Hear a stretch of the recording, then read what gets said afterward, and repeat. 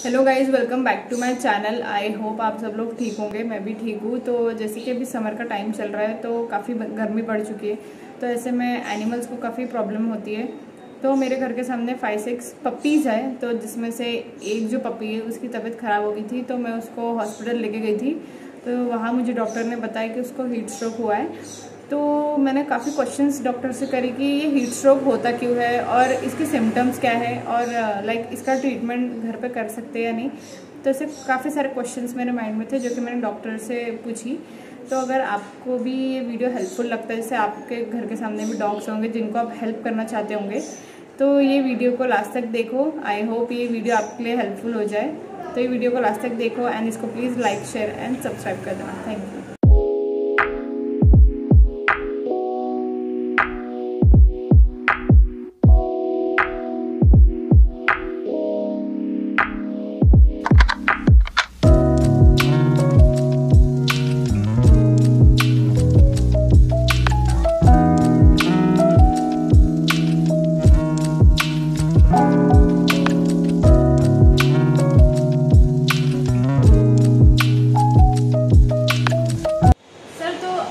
बताइए पहला क्वेश्चन कि हीट स्ट्रोक होता क्या है? नॉर्मली ये प्रॉब्लम नॉर्मली समर्स में आता है जब टेम्परेचर 35 डिग्री से ऊपर चला जाता है। और ये प्रॉब्लम जनरली फरी डॉग्स में आता है जिनके बाल बहुत ज़्यादा होते हैं, या फिर वो डॉग्स में ज़्यादा आते हैं जिनकी नाक छोटी होती है।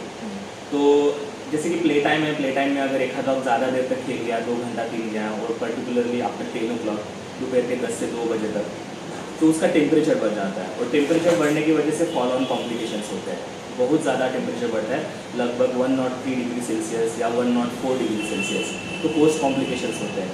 इसमें पहले ऑक्सीजन की कमी होती है, तो इसके बाद में आगे के सिम्टम्स आते हैं। तो जनरली अगर ज़्यादा ह्यूमिड एरिया है या फिर ज़्यादा गर्म वाला एरिया है और वहाँ पे डॉग अगर 2 से 3 घंटे में ज़्यादा रहता है तो हीट स्ट्रोक होता है।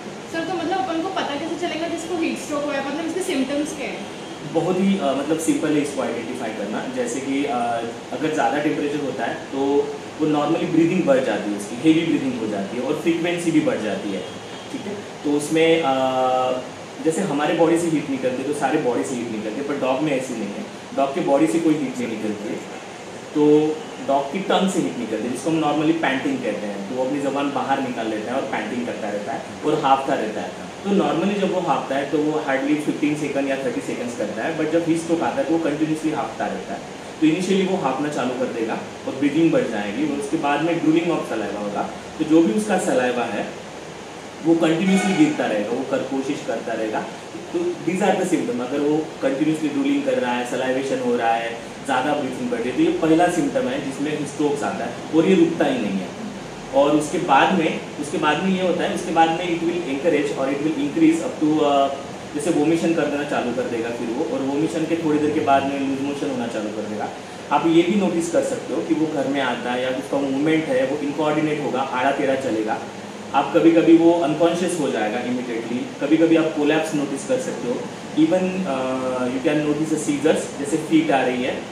और अगर वो वोमिट करता है तो एक 5-6 घंटे के बाद में आपको वोमिट में ब्लड दिख सकता है। Even you can find what dysentery, मतलब ब्लडी डायरिया। बहुत सारा ब्लड बाहर निकल जाता है स्टूल के सहारे, उसको हम इंटेस्टिनल ब्लीडिंग बोलते हैं। Sometimes dog will go under coma also. So these are the normal symptoms. और जब ये सिम्टम्स आते हैं तो आपको इमीडिएटली वेट की तरफ जाना है। तो इसका घर में ट्रीटमेंट नहीं हो सकता ना? एक्चुअली नॉर्मली पहले 2 स्टेजेस में उसका घर में प्रॉपरली ट्रीटमेंट हो सकता है। अगर वो एक्सेसिव पैंटिंग कर रहा है, एक्सेसिव ड्रूलिंग करना है, तो उसको इमीडिएटली कूलिंग शेड में ले लेना है, अंडर शेड में रखना है। अगर आप साथ में उसको घुमाने भी लेके जा रहे हो तो पानी की बॉटल लेके जाइए, ORS लेके जाइए, उसको बार बार पानी पिलाइए। अगर फरी डॉग है तो उसके बॉडी के ऊपर बार बार पानी फेंकिए, ठंडा पानी फेंकिए।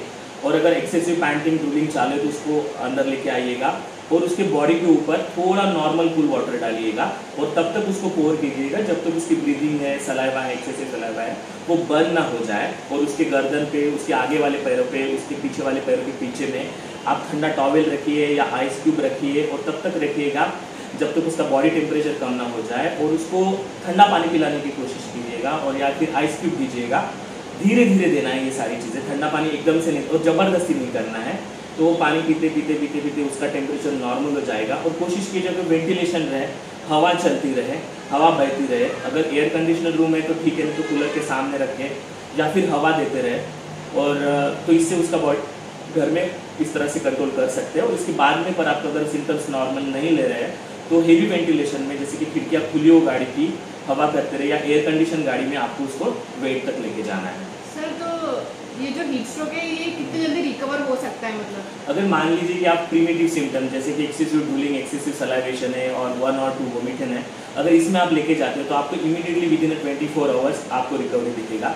पर मान लीजिए कि वोमिशन है जिसमें ब्लड है, इंटेस्टिनल ब्लीडिंग है, तो उसमें रिकवरी के लिए कम से कम 3 दिन लग जाते हैं। Sometimes it can be heart attack also, even brain damage also. तो कुछ सिम्टम्स नॉर्मल नहीं आते हैं, बट 3 दिन में वो रिकवरी पे आ जाएगा। सर तो जैसे मैंने पपी को आपके पास लाई हूँ तो उसको अपने जो भी उसका ट्रीटमेंट चल रहा था उसका ब्लड निकला था, तो वैसा पार्वो में भी निकलता है, तो पार्वो और इसमें डिफरेंस क्या है, मतलब पता कैसे कर सकते हैं? Yes, very good question actually. In case of parvo there will not, मतलब इनिशियली वहाँ पे एक्सेसिव पैंटिंग नहीं रहेगा, एक्सेसिव ड्रूलिंग नहीं रहेगा, एंड ये जो ब्लीडिंग है उसमें आपको क्लॉट्स निकलेंगे पहले ही दिन में। अगर इंटेस्टिनल ब्लीडिंग होती है तो उसमें क्लॉट्स दिखते हैं और ये इमीडिएटली ब्लीडिंग होता है। पार्वो में ऐसा है कि पार्वो में जो ब्लीडिंग होता है तो उसमें आपको गंदा बास आएगा, गंदा स्मेल आएगा, ऑर्डर आएगी। इसमें आपको उतनी ऑर्डर नहीं दिखेगी नहीं।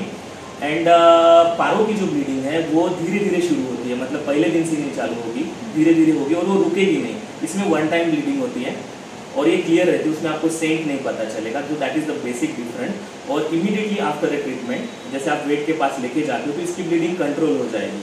इवन इसका जैसे बॉडी टेम्परेचर नॉर्मल हो जाता है उसकी ब्लीडिंग कंट्रोल हो जाएगी।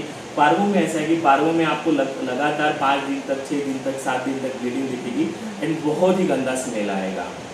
सर जैसे हीट स्ट्रोक में लोग कुछ खाते भी नहीं है तो इनको मतलब क्या दे सकते हैं जिससे धीरे धीरे खाना स्टार्ट करें? मतलब हाँ, तो जैसा ये है कि इसका रिकवरी टाइम जो है वो 24 to 72 आवर्स है। तो आपको 3 दिन तक ड्रिप या सलाइंस पे रखना पड़ेगा जब तक वो खाता नहीं है। पर नॉर्मली अगर प्रिमिटिव सिम्टम्स है तो 24 आवर्स में खाना चालू कर देगा या फिर 3 से 5 दिन के अंदर खाना चालू कर देगा। तो तब तक आपको सलाइन पे रखना बहुत ज़रूरी है और कोई ऑप्शन नहीं है। तो आपको डॉक्टर के पास ले जाना है, उसको सलाइन देना ही है ताकि उसका वाटर कंटेंट नॉर्मल रहे और धीरे धीरे उसके जो ऑर्गन्स है, विटल ऑर्गन्स है जैसे हार्ट है, लंग है, ब्रेन है, वो नॉर्मल लेवल पे आ जाए, सारी फंक्शनिंग नॉर्मल हो जाए। उसके बाद में वो धीरे धीरे अपने आप खाना चालू कर देगा। और अगर उसको फोर्स फीड नहीं करना है, ध्यान रखिएगा फोर्स फीड नहीं करना है। कोशिश कीजिएगा कि आप ठंडा पानी दें या फिर आइस क्यूब दें शुरुआत में, या फिर दही जैसी चीज़ें दें शुरुआत में, इसी से शुरू करें। जनरली ये डॉग्स नॉर्मली दूसरे दिन या तीसरे दिन से खाना खाना शुरू कर देते हैं। सर तो जैसे कि हीट स्ट्रोक में टेम्परेचर बढ़ जाता है तो क्या देना चाहिए और क्या नहीं देना चाहिए? नॉर्मली तो ये है कि हम लोग उसको बार बार ठंडा पानी दे रही है या फिर आइस क्यूब दे रहे हैं। पर जनरली ये होता है कि हम लोग घर में जैसे टेम्परेचर बढ़ता है तो हम लोग पैरासीटामोल यूज़ करते हैं, एस्पिरिन यूज़ करते हैं, आइबुप्रोफेन करते हैं, नेप्रोक्सिल यूज़ करते हैं। तो ये चीज़ें नहीं देनी है, कोई भी मेडिसिन नहीं देना है। बट पर्टिकुलरली ये चीज़ें जैसे कि आप ध्यान रखें कि आप उसका टेम्परेचर बढ़ा भी हो, ब्रीदिंग भी बढ़ी हो, पर एस्पिरिन ना दे, पैरासीटामोल ना दे, आइबुप्रोफेन ना दे, उससे उसको हार्ट अटैक आ सकता है और उसकी जान जा सकती है। This thing should be avoid. Sir इसमें इतने धूप में डॉग्स को घूमना चाहिए या उनकी केयर कैसे करना चाहिए? मतलब पर्टिकुलरली ये है कि जैसे कि समर बढ़ जाता है या फिर ह्यूमिडिटी बहुत बढ़ जाती है, तो अगर आप आपके मतलब आप चाहते हैं कि आप अपने डॉग को लेके जाए, घुमाएं, तो आप एक काम कर सकते हो कि उसको ले जाते वक्त आप अपने साथ में एक ठंडा पानी कैरी करें। अगर आप 1 घंटे या 2 घंटे घूम रहे हैं और उसको बार बार आधे घंटे के बाद में पानी दें, या फिर आप ऐसे कोशिश करें कि जैसे कि 10 बजे या 11 बजे तक आप उसको घुमाएं, जैसे कि थोड़ा कूल टेम्परेचर है, और उसके बाद में घर में वापस ले आएँ। और सुबह और शाम को उसकी बॉडी पे पानी डालें आप रोज़ सुबह नॉर्मली, और उसको ठंडी चीज़ें खाने की दीजिए, ठंडे फ्रूट्स दीजिए, ठंडा पानी पीने को दीजिए। तो इससे आपका हीट स्ट्रोक जो है वो प्रिवेंट करेगा। Thank you so much sir, इतना नॉलेज शेयर किया। वेलकम।